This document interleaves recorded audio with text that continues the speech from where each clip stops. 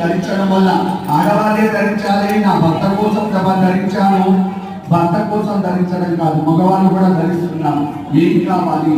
ఐశ్వర్యం కావాలి. ఐశ్వర్యం అంటే డబ్బులు కాదు, ఐశ్చిక సుఖాలు అన్నీ కూడా మనకు లభిస్తాయి. అందుకని ఈ కుంకుమార్చన చేస్తున్నాం. సర్వకార్య సిద్ధాంతం.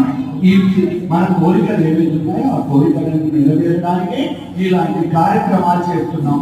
అయితే ఒంటరిగా చేసుకుంటే మహాశక్తి, సామూహికంగా చేసుకుంటే మహామహాశక్తి.